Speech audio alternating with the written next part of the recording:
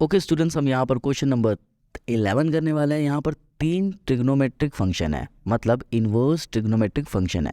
पहला tan, दूसरा cos और तीसरा sin। तो 3 इन्वर्स ट्रिग्नोमेट्रिक फंक्शन है और ये क्वेश्चन बहुत ज़्यादा इंपॉर्टेंट है, काफ़ी स्कूल्स में पूछा जाता है एग्जाम में।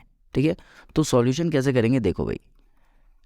tan इन्वर्स 1 है प्लस cos इन्वर्स -1/2 है प्लस sin इन्वर्स -1/2 है। देखो भाई, कॉस की जो फैमिली होती है, हमने आपको बताया था जो कॉस की फैमिली होती है, अगर उसमें माइनस दिखा, क्या दिखा माइनस, तो हम क्या करते हैं पाई माइनस आंसर कर देते हैं। कैसे, चलिए अभी बताते हैं हम आपको। ठीक है, देखो भाई, हमने करना ये है कि यहाँ पर सबसे पहले इन दोनों को सॉल्व करना बहुत ईजी है। कॉस में ध्यान देंगे अब हम क्या करने वाले हैं। देखो tan इनवर्स भैया 1 कब आता है, वो आता है tan 45 में, और 45 को लिख सकते हैं π/4। ठीक है, प्लस कॉस का बताते हैं, पहले साइन का देख लो। साइन इनवर्स भाई -½ कब आता है, वो आता है 30 डिग्री में, तो यहाँ पर लिखेंगे हम साइन 30 डिग्री, और 30 डिग्री का मतलब होगा π/6। ये बात समझ में आ गई, लेकिन यहाँ पर हमको एक माइनस भी देखने को मिलेगा। ठीक है, यहाँ तक चीज़ें क्लियर है। -1/2 ब्रैकेट में था, तो माइनस साइन π/6 हमने ब्रैकेट में ही रखा है। अब कॉस पे थोड़ा सा ध्यान देंगे। हमारे पास कॉस इनवर्स -½ है, तो -½ को हम कैसे लिखेंगे, हम -½ को लिखेंगे कॉस, ब्रैकेट में लिखेंगे माइनस कॉस 1/2। कॉस में कब आता है, 60 डिग्री में आता है, तो लिखेंगे π/3। ये बात समझ में आ गई। ठीक है, अब देखो भाई, कॉस में आ गया माइनस, तो क्या करेंगे पाई का कॉन्सेप्ट लगाएंगे। तो ये दोनों तो बहुत ज़्यादा इजी है, यहाँ बस बचेगा π/4 प्लस इसको हम सॉल्व करके बताते हैं। पहले हम इसको सॉल्व करेंगे, साइन वाले को हम पहले सॉल्व करेंगे। ठीक है, तो यहाँ पर देखेंगे साइन से साइन चल बसा। ठीक है, ये माइनस है, ये प्लस है, प्लस माइनस क्या हो जाएगा, माइनस हो जाएगा, तो बचेगा क्या π/6। यहाँ तक चीज़ें क्लियर है। अब देखिए यहाँ पर क्या होगा, करना क्या है हमें, हम यहाँ से माइनस को बाहर निकालेंगे। कैसे निकालेंगे देखते जाइए, कॉस इन्वर्स लिखना पहले। अब देखो माइनस को कैसे बाहर निकाल रहे हैं, पहले हम क्या करेंगे कॉस को बाहर निकालेंगे, कॉस को बाहर निकाले, और ये माइनस हटाने के लिए, अभी बोला ना हमने माइनस को बाहर निकालना है, इसका मतलब ये है माइनस को यहाँ से हटाना है, तो क्या करेंगे पाई माइनस π/3 कर देंगे। बात समझ में आई क्या की है। ठीक है, कॉस इन्वर्स का कॉस इन्वर्स लिखे, फिर ये कॉस को बाहर निकाले और ये माइनस हटाने के लिए पाई माइनस लगा दिए, माइनस हटाएंगे और पाई माइनस लगाएंगे, यही हमने आपको बताया था। तो यहाँ पर भी कॉस और कॉस इन्वर्स दोनों चल बसे, तो क्या क्या चीज़ें हमारे पास बची है, π/4 प्लस π/1, क्योंकि नीचे कुछ नहीं है मतलब 1 होगा, माइनस π/3 माइनस π/6। ये चीज़ें हमारे पास आई। अब आप इसका फाइनली एलसीएम लोगे तो वो आपके पास आएगा 12। ठीक है, 4 की टेबल में 12 कब आता है, 3 टाइम्स आता है, उस 3 को इस पाई से मल्टीप्लाई करेंगे तो 3 पाई आ जाएगा। भाई एलसीएम लेना तो आपको आता होगा। ठीक है, 1 की टेबल में 12 टाइम्स आता है, तो ये क्या हो जाएगा +12 पाई, माइनस यहाँ पर आ जाएगा आपका 4 पाई। ठीक है, 4 पाई कैसे आएगा, 3 की टेबल में 12 कब आता है, 4 टाइम्स आता है, इस 4 को इस पाई से मल्टीप्लाई करेंगे तो 4 पाई आएगा। ठीक है, अगेन ये क्या दिख रहा है माइनस 6 की टेबल में 12 कब आता है, 2 ज़ा आता है, इस 2 को इस पाई से मल्टीप्लाई करेंगे तो आएगा 2 पाई। यहाँ तक चीज़ें क्लियर है। ठीक है, अब देखिए भैया 3 पाई प्लस 12 पाई, ये हो जाएगा आपका 15 पाई, माइनस माइनस माइनस प्लस, बड़े नंबर के सामने माइनस है तो माइनस करेंगे, और यही कितना हो जाएगा -6 पाई अपॉन 12। तो जब हम 15 पाई को -6 पाई करेंगे तो वैल्यू आएगी 9 पाई अपॉन 12। ये कैंसल आउट हो रहा है, 3 3 ज़ा 9, 3 4 ज़ा 12, तो आंसर हमारा आ जाएगा 3 π/4, और यही है हमारा आंसर। ठीक है, चीज़ों को बस यहाँ पर ध्यान देना है, माइनस हटाने के लिए हमें पाई माइनस करना है, और जो भी चीज़ें दी रहेगी जैसे कि π/3 है उसको एज इट इज़ लिख देंगे। ठीक है, होप आपको यहाँ तक चीज़ें समझ में आ गई होगी। बढ़ते हैं अगले क्वेश्चन की तरफ।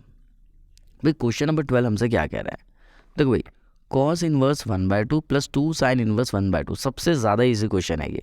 ठीक है, 1/2 कब आता है, 60 डिग्री में आता है कॉस में, तो उसको हम क्या करेंगे π/3 लिखेंगे, और साइन में 1/2 कब आता है, 30 डिग्री में आता है, इसलिए हम उसको लिखेंगे π/6। ठीक है, यहाँ तक चीज़ें क्लियर। अब कॉस इन्वर्स से कॉस कटा, साइन इन्वर्स से साइन कटा, क्या बचा π/3, ये बच गया, प्लस 2 साइन π/6, प्लस 2 साइन π/6। तो हम इसको ऐसे कैंसिल आउट कर सकते हैं, 2 1 ज़ा 2, 2 3 ज़ा 6, तो क्या बचेगा π/3। तो π/3 प्लस π/3 होगा अपना 2π/3 और यही है हमारा आंसर। ठीक है, अब बढ़ते हैं नेक्स्ट क्वेश्चन की तरफ। क्वेश्चन नंबर 13 ध्यान से देखेंगे। If sine inverse x equals to y then ABCD, इन चारों में से कौन सा ऑप्शन सही है? भाई sine inverse x equals to y है, अगर हम साइन को उधर भेजे तो क्या हो जाएगा sine y equals to x, ऐसा भी हो सकता है। ठीक है, लेकिन हमें निकालना क्या है, रेंज में आंसर निकालना है। तो भैया साइन इनवर्स, जो साइन इनवर्स है उसकी फैमिली में अगर हम बात करें तो क्या था, क्लोज ब्रैकेट लगता है और यहाँ आएगा -π/2 कॉमा π/2। इसका मतलब ये होता है कि जो हमारा आंसर रहेगा वो -90 डिग्री से लेकर के रहेगा +90 डिग्री तक। ठीक है, और क्लोज ब्रैकेट का मतलब ये होता है कि -90 डिग्री भी आंसर में इंक्लूड हो सकता है और +90 डिग्री भी आंसर में इंक्लूड हो सकता है। बात समझ में आ गई? भाई 11th आपने अच्छे से पढ़ रखी होगी। फिर से सुनिए, क्लोज ब्रैकेट का मतलब होगा इन दोनों के बीच में जितने आने वाले डिग्री से वो भी आंसर होंगे और ये भी आंसर होगा और ये भी आंसर हो सकता है। ठीक है, वैल्यूज़ को इनको इंक्लूड करना पड़ता है। अब देखिए हमें निकालना है यहाँ पर y की वैल्यू। कैसे पता चला? ऑप्शन में देखिए आपको यहाँ y दिख रहा है बीच में, तो हमें y की वैल्यू निकालनी है। तो साइन इनवर्स x जो y है वो क्या हो जाएगा, वो ये हो जाएगा रेंज में। ठीक है, तो इसको हम कैसे लिखेंगे, -π/2 और यहाँ लिखेंगे +π/2 और बीच में लिखेंगे y। तो जो y की वैल्यू है या तो इससे बड़ी होगी -π/2 से, या तो +π/2 से छोटी होगी, और ये इसके इक्वल भी होगी। इक्वल का साइन इसलिए लगा क्योंकि यहाँ पर क्लोज ब्रैकेट लगा हुआ है। अगर यहाँ ओपन ब्रैकेट लगता तो ये नीचे वाला इक्वल टू साइन हम नहीं लगाते, ये साइन हम नहीं लगाते, लेकिन यहाँ पर ओपन ब्रैकेट नहीं है, क्लोज ब्रैकेट है, इसलिए हम यहाँ पर इक्वल टू का साइन लगाएंगे। तो इसका मतलब होगा कि जो y की वैल्यू है वो -90 डिग्री के बराबर होगी, या तो उससे बड़ी होगी, या फिर जो y की वैल्यू है वो +90 डिग्री से छोटी होगी या फिर उसके बराबर होगी। तो यहाँ पर जो ऑप्शन आपको दिख रहा है वो कौन सा होगा? ए तो नहीं होगा, क्योंकि भैया यहाँ पर 0 तो कहीं दिख नहीं रहा है, तो 0 वाला तो हटा दो। और यहाँ पर देखिए यहाँ पे इक्वल टू का साइन नहीं है, इसलिए ये भी नहीं होगा। इक्वल टू का साइन इस ब्रैकेट की वजह से आ रहा है, इसलिए हमारा जो आंसर हो जाएगा वो बी ऑप्शन हो जाएगा। ठीक है, क्वेश्चन नंबर 14 देखते हैं जो कि लास्ट है इस एक्सरसाइज का। tan inverse √3 minus sec inverse -2, बहुत ही ईजी सा क्वेश्चन है ये। यहाँ पर क्या करेंगे देखिए, तो 14 का सॉल्यूशन ये है, लेकिन आपको ध्यान देना ये है कि कॉस इनवर्स की जो फैमिली है उसमें सेक भी आता है और कॉट भी आता है। तो जहाँ जहाँ आंसर में हमारे पास माइनस आएगा हम माइनस हटाने के लिए सीधा पाई माइनस आंसर कर देंगे। ठीक है, तो ध्यान से समझना इस कॉन्सेप्ट को, बहुत ज़्यादा ईजी है। देखो भाई tan इनवर्स √3 है, तो tan इनवर्स √3 का मतलब क्या होगा 60 डिग्री, तो यहाँ लिखेंगे tan π/3। tan दोनों चल बसे, क्या वैल्यू है π/3। लेकिन सेक में ऐसा नहीं होगा क्योंकि सेक कॉस के फैमिली से आता है, और यहाँ पर हमें पाई माइनस करके करना पड़ेगा। तो कैसे करेंगे, देखो भाई सेक इनवर्स को सेक इनवर्स लिख दिए, -2 कब आएगा, -sec π/3 में आएगा।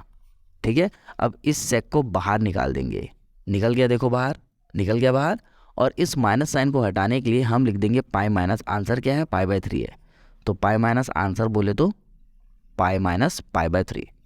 ठीक है, यहाँ तक चीज़ें क्लियर है।